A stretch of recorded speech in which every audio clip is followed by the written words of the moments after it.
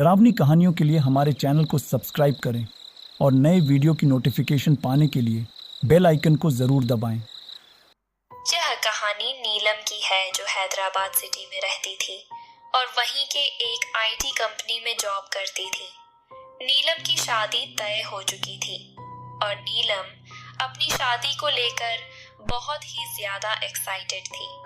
नीलम के घर पर अब उसकी शादी की तैयारी शुरू हो गई थी। एक दिन नीलम शॉपिंग के लिए मार्केट गई जहां पर उसे अपनी शादी के लिए जोड़ा खरीदना था। वह एक कपड़े के शोरूम में गई और उसने कई जोड़ा को देखा पर उसे कोई भी पसंद नहीं आया। तभी नीलम के ससुराल वालों का फोन आया और वहां से किसी ने कहा कि तुम जोड़ा मत खरीदो, जोड़ा हमारी तरफ से तुम्हारे लिए जाएगा जिसे तुम शादी में पहनना। नीलम थोड़ा हिचकिचाई पर वह मना नहीं कर पाई और वह मान गई। पर नीलम को यह डर था कि शायद वह शादी का जोड़ा उस पर अच्छा ना लगे। धीरे धीरे शादी का दिन नजदीक आने लगा और नीलम की एक्साइटमेंट और भी ज्यादा बढ़ती गई। शादी के कुछ दिन पहले उसके ससुराल वालों ने उसके लिए जोड़ा भिजवा दिया। वह जोड़ा एक डब्बे में बंद था जो कि काफी ही खूबसूरत दिख रहा था। और जब जोड़ा उसके घर पर आया तो उस समय नीलम अपने जॉब पर थी। जब उसे फोन आया कि तेरा जोड़ा घर आ गया है तो नीलम उसे लेकर बहुत ही एक्साइटेड हो गई। उसने जल्दी जल्दी अपना काम खत्म किया और घर के लिए निकल गई। शाम को घर पहुंचते ही नीलम ने सबसे पहले अपना जोड़ा देखना चाहा। घर वालों ने कहा कि थोड़ा आराम कर लो, उसके बाद आराम से देख लेना। पर नीलम एकदम से बेचैन थी उसे देखने के लिए। नीलम रात में जल्दी जल्दी खाना खाकर अपने कमरे में गई और बॉक्स खोलकर देखने लगी। जोड़ा एकदम चमचमाता हुआ लाल रंग का था। उसे देखते ही वह उसके वश में हो गई जिससे वह उस जोड़े को देखते ही रह गई। वह उसे पहनने के लिए बहुत ही एक्साइटेड हो रही थी।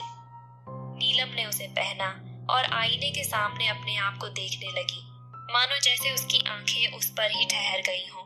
इससे पहले नीलम ने अपने आप को कभी इतना खूबसूरत नहीं देखा था जितना वह आज देख रही थी। नीलम मन ही मन अपनी तारीफ करते हुए उसे उतार कर फिर से उसी बॉक्स में रख देती है और सो जाती है। सुबह जब उसकी आंख खुली तो वह एकदम से हैरान रह गई क्योंकि अभी भी उसने वही जोड़ा पहना हुआ था। उसे लगा कि उसने शायद रात को वह उतारा ही नहीं होगा और रात को उसे पहनकर ही सो गई होगी। इसलिए दूसरे कपड़ों को पहनकर वह अपने कामों में लग गई। कुछ देर काम करने के बाद उसके ऑफिस जाने का समय भी होने लगा। उसे देर हो रहा था इसलिए वह तैयार होकर ऑफिस के लिए निकल गई। वहां पर भी काम करते हुए वह उसी जोड़े के बारे में सोचे जा रही थी। शाम को घर आकर वह वापस उसी जोड़े को पहनकर बैठ गई पर इस बार कुछ अलग लग रहा था, जैसे कि वह कोई और हो। अचानक नीलम खुद से ही बात करने लगी और मन ही मन अपनी तारीफ करने लगी।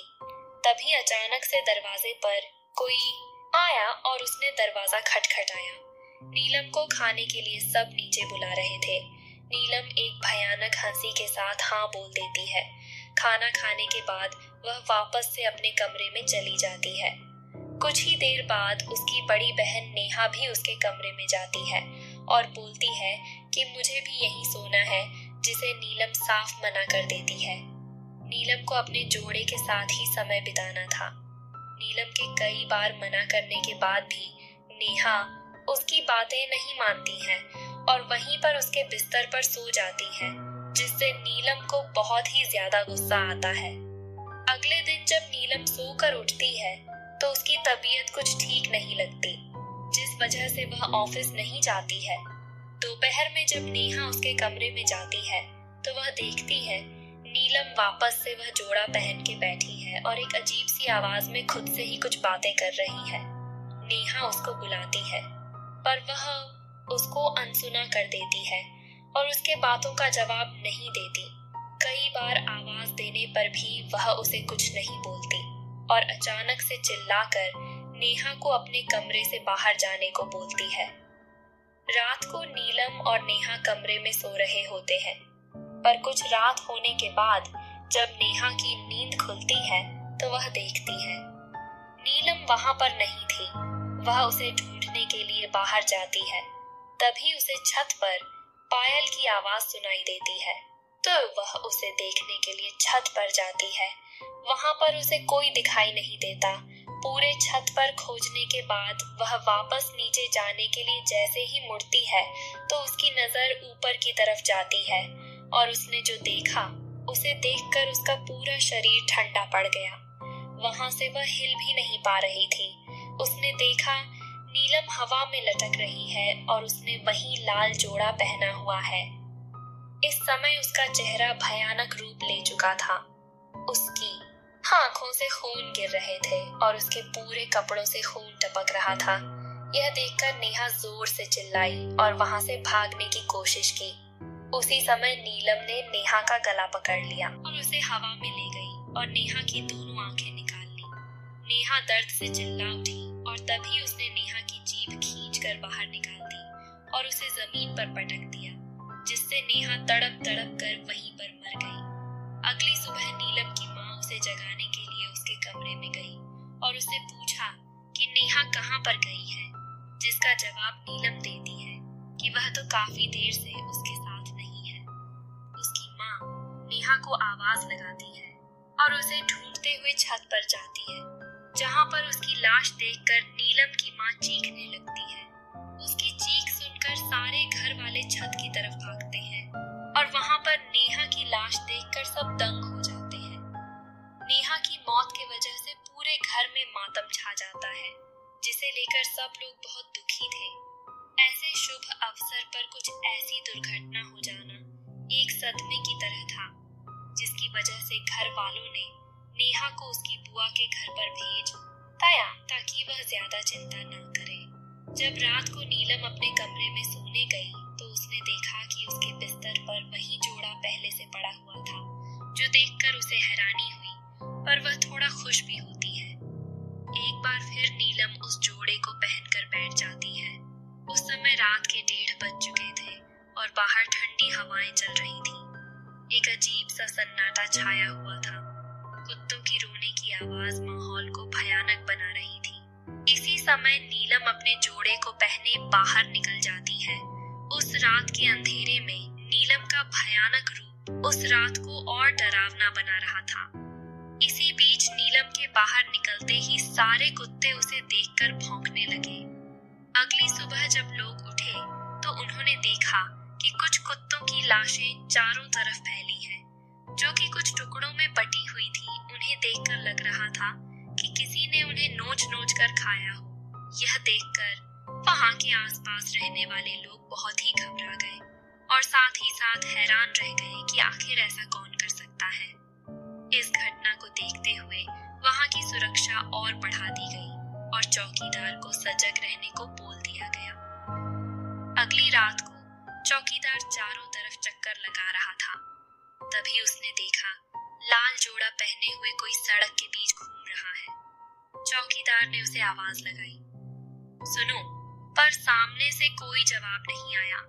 वह आगे की तरफ ही जा रही थी। चौकीदार उसे रोकने के लिए उसके पीछे गया।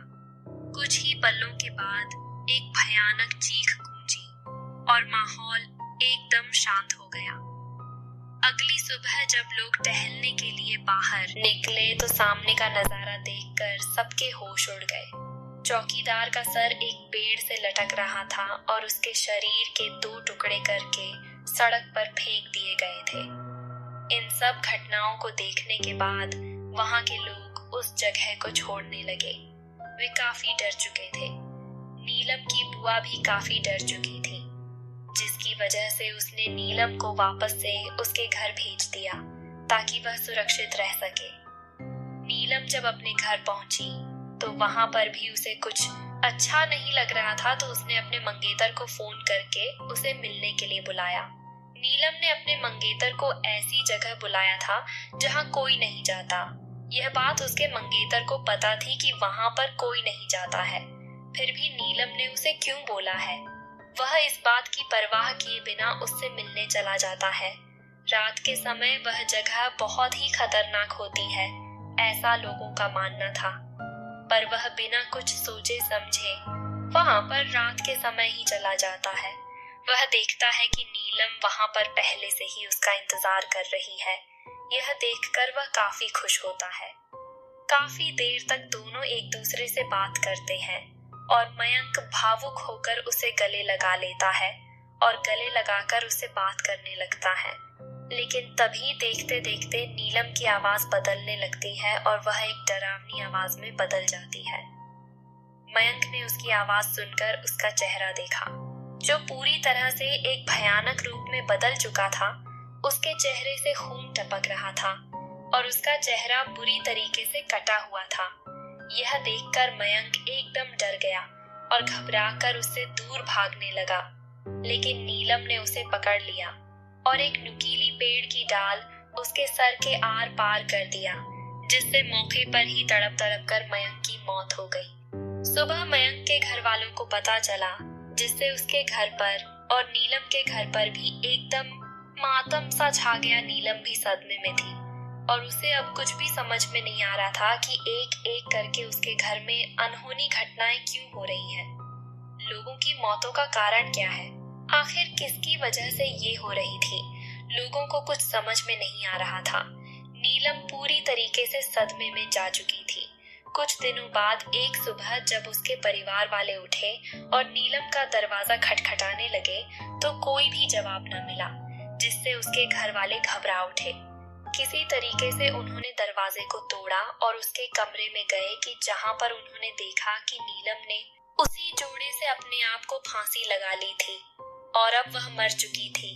नीचे ही एक नोट पड़ा था जिस पर लिखा था कि मैं फिर आऊंगी। यह खबर नीलम के ससुराल भी जाती है, जहां पर उसके मंगेतर की पहले ही मौत हो चुकी थी। पर फिर भी उसके ससुराल वाले नीलम के घर आते हैं और नीलम के घर वाले बताते हैं कि जब से यह जोड़ा आया है तब से उनके घर में ऐसी अनहोनी घटनाएं शुरू हुई हैं। उन्होंने पूछा कि आखिर यह जोड़ा आप लोगों ने कहां से खरीद कर उसे दिया, जिसे देखकर मयंक के घर वाले बोले कि यह जोड़ा हमने नहीं भेजा है। ये सुनकर नीलम के परिवार वाले पूरी तरह से हैरान हो गए कि अगर यह जोड़ा आप लोगों ने नहीं भेजा है तो आखिर यह जोड़ा आया कहां से और इसे भेजा किसने है। सभी लोग यह जानकर एकदम से डर चुके थे। घर वाले उस जोड़े को लेने के लिए नीलम के कमरे में गए, जहां पर उन्होंने देखा कि वह वहां से गायब हो चुका था और उसी जगह पर एक नोट मिला जिसमें खून से लिखा हुआ था, मैं फिर आऊंगी। आखिर कौन है जो फिर आने की बातें कर रहा है? किसी को कुछ समझ नहीं आ रहा था और यह जोड़ा नीलम को किसने भेजा था, यह रहस्य बन जाता है। कुछ महीने बाद रानी की शादी होने वाली थी। अगली सुबह जब रानी ने अपना दरवाजा खोला तो बाहर एक बॉक्स पड़ा था और रानी ने जब उस बॉक्स को अंदर ले जाकर खोला तो उसमें एक लाल रंग का जोड़ा था।